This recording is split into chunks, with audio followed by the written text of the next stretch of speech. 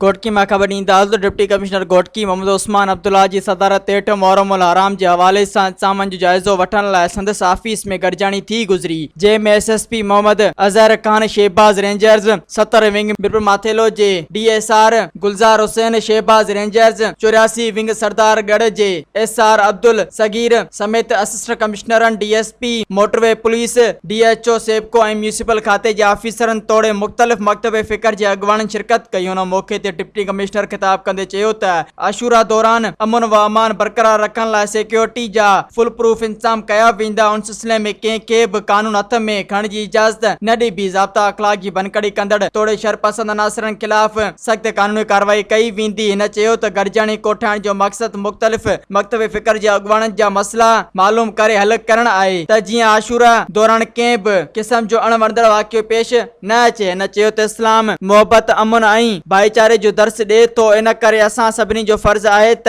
असां पंहिंजे दायरे में रही करे पंहिंजूं मज़हबी ज़िम्मेवारियूं अदा करियूं ऐं नंढनि मसइलनि खे हल करे हिक ॿिए जे जज़्बनि जो एतिराम करियूं त जीअं कंहिंजी बि दिल आज़ारी न थिए ऐं मुल्क दुश्मननि जा नापाक इरादा मिटी में मिली वञनि। मज़ीद ख़बरनि ऐं तफ़सीलात लाइ विज़िट कयो असांजी वेबसाइट www.awamiNewsHD.com ऐं ॾिसंदा रहो अवामी न्यूज़ HD।